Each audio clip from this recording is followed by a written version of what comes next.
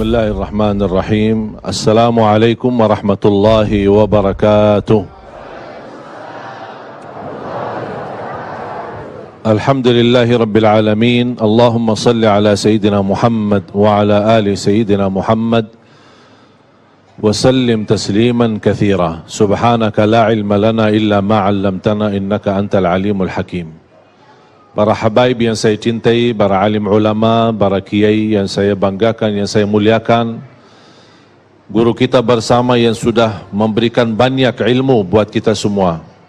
Memang luar biasa beratnya dan susahnya untuk menjaga lisan. Kita lebih merasa enak berbicara daripada memilih diam. Kita lebih menghabiskan waktu ngobrol daripada diisi dengan zikir. Bahaya lidah, dia bukan hanya menjadi pintu hati, bahkan bisa menjadi sebab terisi hati-hati dengan titik hitam. Titik hitam demi titik hitam demi titik hitam sampai hatinya menjadi hitam. Tidak, la yunkiru munkaran wa la ya'rifu ma'rufan. Tidak akan mengetahui ma'ruf dan tidak membedakan antara ma'ruf dan munkar. Sangat bahaya lidah kita.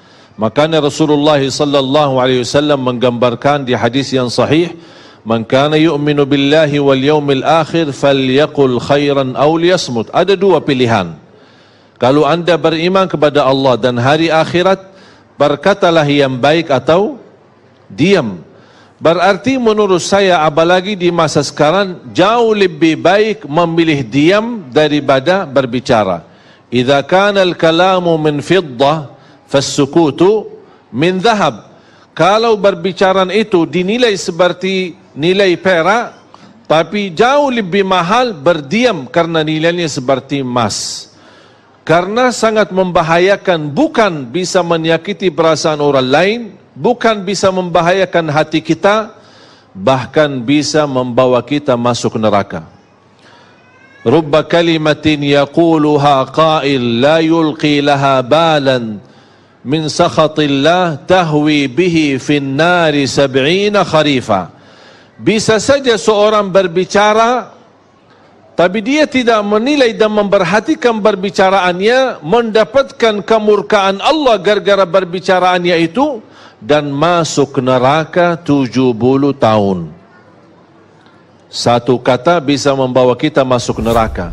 Bagaimana kalau kita dari pagi sampai malam suka menjelekkan orang, menghina orang, gosip orang, fitnah orang, apalagi orang yang dibicarakan itu adalah ulama. Hati-hati. Ulama adalah pewaris para nabi. Kalau ada ulama yang bersalah, kita punya sikap dan kewajiban menutupi kesalahannya. Kalau tidak bisa membela, paling tidak menutupi aibnya. Ini ulama, kalau sudah rusak nama baik mereka, na'udzubillah, jangan kita terlibat merusakkan nama-nama baik mereka. Mengapa kita berusaha menutupi aib orang lain? Supaya kita ditutupi aib kita oleh Allah subhanahu wa ta'ala. Man tatabba'a awrata akhih, tatabba'a Allahu awratah walau fi jawfi baitih. Barang siapa yang suka mengikuti aibnya orang, akan Allah membuka aibnya walaupun di dalam rumahnya sendiri.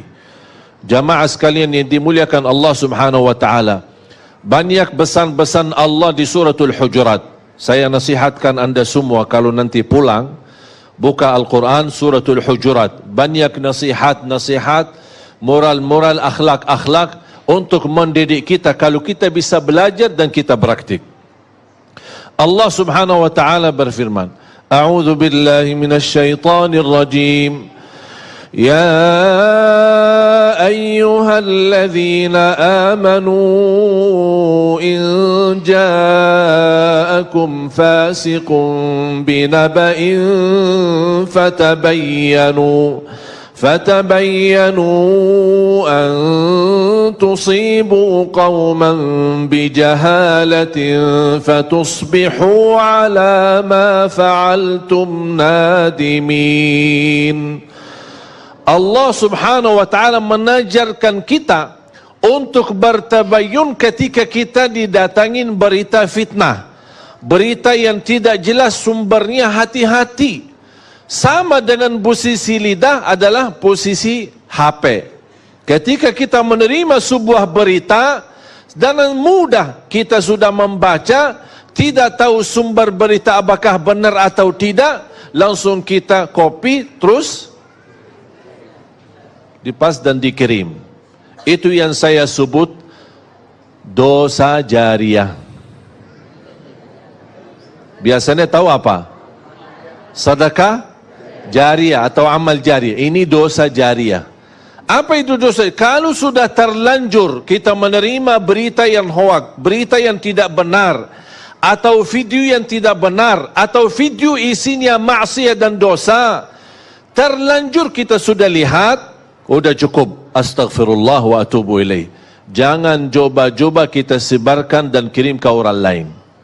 Kalau kita meninggal dunia, apa yang kita sudah kirim, itu yang menjadi terbuka buku amal kita dan menalirkan dosa-dosa sepanjang video itu masih berjalan. Na'udzubillah min zalik. Cukuplah jamaah sekalian berbuat dosa kita yang kita harap selalu diampuni Allah subhanahu wa ta'ala. Makanya jangan coba-coba kita menyebarkan berita, apalagi kita menggunakan lidah kita. Kalau kita tidak bisa berbicara baik terhadap teman kita, lebih baik kita diam. Allah subhanahu wa ta'ala mengizinkan kita berbicara dalam keburukan ketika ada orang yang menzalimi kita. Contoh, kalau ada orang menzalimi kita dan persoalan kita sudah masuk sebagai kasus sampai ke mahkamah, di sidang, dipanggil, pasti ditanya dalam kasusnya terhadap si orang yang menzalimi, ambil harta kita, ambil hak kita, atau menzalimi kita. Pasti ditanya oleh hakim, bagaimana posisinya? Apakah saya boleh enggak bicara keburukan orang tersebut? Karena dia di dalam posisi menzalimi saya. Atau saya diam ketika ditanya oleh hakim, oh maaf pak, saya tidak berani ngomong karena saya takut dosa. Terus gimana mau diselesaikan masalahnya di mahkamah, di depan hakim? Allah di hal ini mengizinkan. La yuhibbullahul jahra bis-su'i minal qawli illa man zulim. Allah tidak suka orang-orang yang berbicara buruk terhadap orang lain, kecuali orang-orang yang pernah dizalimi. Kalau ada orang menzalimi kita, orang-orang menyakiti kita, kita berhak membela, kita berhak berbicara, tapi tidak boleh berlebihan. Artinya ketika kita ingin membalas, ingin menyampaikan, ingin menolong hajat-hajat kita kepada hakim atau kepada orang-orang yang bisa membantu kita, tidak boleh menjadi di posisi dizalimi, menjadi orang yang menzalimi. Makanya kata ulama, lebih baik kita tidur dalam keadaan dizalimi daripada tidur dalam keadaan menzalimi. Lebih baik kita dihina, kita dicaci maki, kita difitnah, tapi saya berusaha menjaga lidah. Termasuk amal kebaikan, bukan hanya membawa keburukan, kebaikan-kebaikan, amalan-amalan salih yang kita lakukan, gara-gara lidah bisa menjadi hanus amal kebaikan kita, bisa sia-sia amal-amal kebaikan kita. Kalau Allah sudah menanugerahkan kita beramal salih dan tidak ada yang tahu, jangan menjadi kebiasaan suka mencerita kebaikanmu saat anda melakukan kebaikan itu sendiri. Contoh, suka tahajud? Langsung jawab suka. Besok pagi kita ketemu teman pas di kerja, teman kita melihat, aduh, kita ngantuk. Kenapa? Saya tadi malam capek, sepanjang malam salat malam. Kenapa cerita? Kalau sudah melakukan kebaikan, apalagi di saat tidak ada yang tahu, tidak usah kita ungkapkan. Sebagaimana kita tidak berani mengungkapkan dosa kita, ada enggak yang biasa bisa ketika malam hari dia berdosa, besok pagi dia ketemu teman, aku semalam dosa. Berani enggak? Kenapa? Malu kan? Sama. Kalau Allah sudah menganugerahkan kita bisa beramal salih sembunyi, jangan dibukakan. Tapi kalau ada orang tahu kebaikan kita, tapi bukan kita yang cerita, itu tidak masalah. Itu tidak mengganggu, tidak mengurangi pahala kita.